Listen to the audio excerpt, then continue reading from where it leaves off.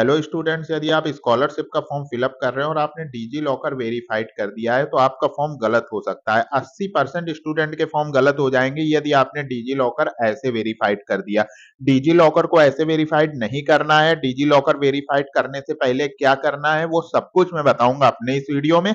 उससे पहले मैं आपको बता दूं, यदि आप स्कॉलरशिप का फॉर्म फिलअप कर रहे हैं तो आप मेरा यूट्यूब चैनल सब्सक्राइब कर लीजिए, क्योंकि स्कॉलरशिप में मैं आपकी लास्ट तक हेल्प करने वाला हूं जब तक आपकी स्कॉलरशिप आपके खाते में नहीं आ जाती।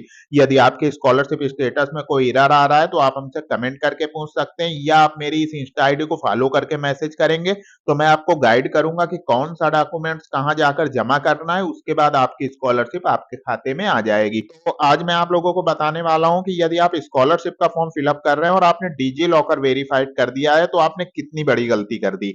डिजी लॉकर यदि आपने वेरीफाइड कर दिया तो आप अपना फॉर्म गलत कर चुके हैं। आप फॉर्म को पहले चेक कर लीजिए कि आपका फॉर्म गलत हुआ है या नहीं है। मैं सब कुछ बताऊंगा अपने इस वीडियो में। बिल्कुल वीडियो में लास्ट तक बने रहिएगा, वीडियो को बिल्कुल भी स्किप नहीं करेंगे।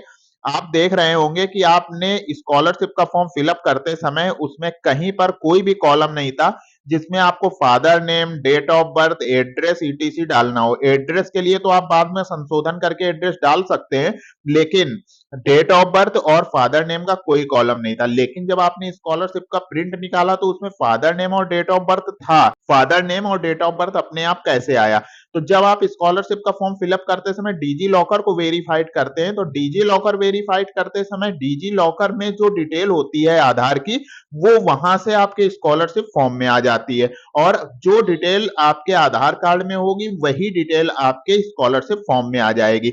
मतलब आपने यदि आधार कार्ड की डिटेल को स्कॉलरशिप फॉर्म में ले लिया है तो आपका फॉर्म गलत हो गया है।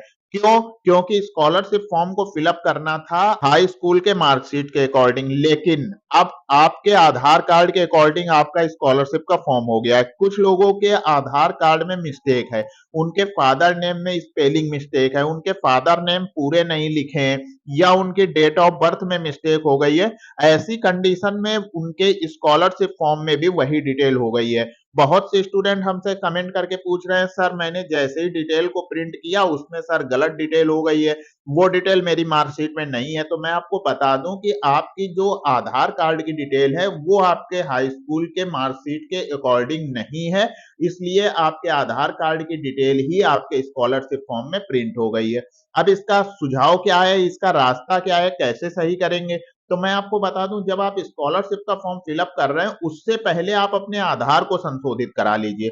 जब आप अपने आधार को संशोधित कराएंगे तो उस समय आप अपने डिजी लॉकर को अपडेट कर लेंगे।